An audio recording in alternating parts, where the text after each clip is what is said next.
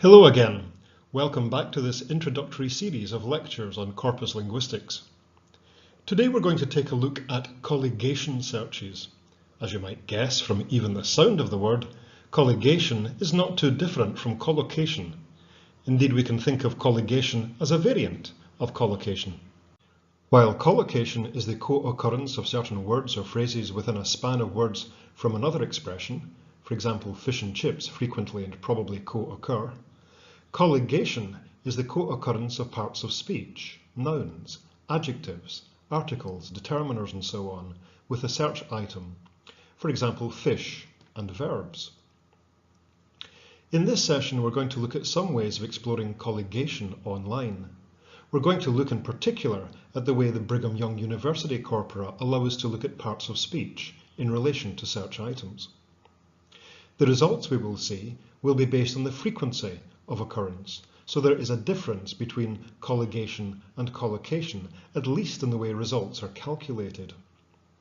We don't have mutual information about each part of speech that co-occurs with a search item. In other words, we will learn about the frequency of co-occurrence, but not the probability.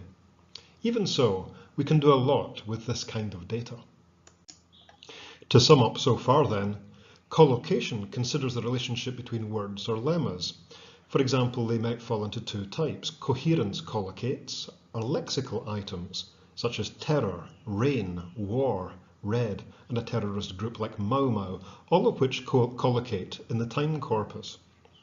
And then you get neighbourhood or horizon collocates, which are frequently occurring grammatical items, such as the, this, my, of, on, against, etc. Colligation, on the other hand, considers the relationship between words or lemmas and grammatical categories. For example, you might find there's a relationship between different plus a preposition or a conjunction, or even between two grammatical categories, like adjective plus preposition. Let's think about colligation for a few minutes. Look at the sentence on the slide. Free skiing is very different traditional skiing. Now, what kind of part of speech is missing here? How many kinds of words can fill this slot? Are there dialectal differences between the words preferred by British and American speakers? And what are your own intuitions about these questions? Before we get into a corpus search, we can look on the internet for people's opinions about this question. There is an online guide, www.dailywritingtips.com, that gives learners advice on the correct use of English. Its guidance about the use of different is given on the slide. It says, "We all have our pet grammar peeves, usages that when we hear them affect us like the sound of a fingernail against a chalkboard. I'll bet I'm not the only one who shudders to hear sentences like these. A boxer is different than a Doberman. This car is different to that one. Yet, are these usages really incorrect?" So, are these usages really incorrect? According to the entry for different from, different to, and different than at another online site, bartleby.com, these three have been usage items for many years. All, says bartleby.com, are standard and have long been so, although Bartleby says that different to is limited to British English. Only different from seems never to meet any objections. So we can see various opinions are given on internet advice sites.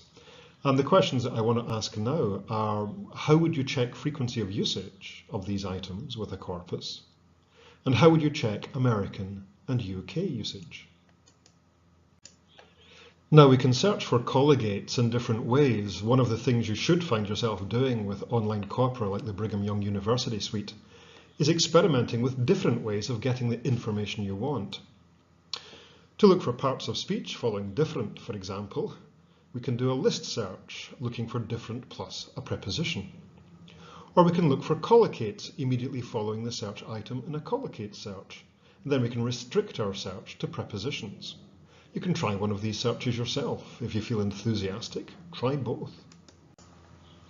Both searches get the same results, or they should get the same results. The searches show that in coca, different from occurs much more frequently than different to. Other prepositions are there too, though they would not fit into the kind of sentence that we started out with about free skiing versus traditional skiing. One word that we don't see is than. This is because this word is not classified as a preposition in coca, it's counted as a conjunction. So we need to do the search over again and look for conjunctions instead of prepositions. Sure enough, than is the most frequent conjunction used immediately after different. If we compare frequencies of prepositions and conjunctions, the coca results show that from, than and to are used immediately after different in that order of frequency, other prepositions and conjunctions apart. Now we can do a number of things. For example, we can compare the coca results to the British National Corpus results to compare American and British usages, remembering, of course, to normalise the frequencies. We must remember that in coca, in early 2017, we're now looking at frequencies per 520 million words, while BNC only contains 100 million words.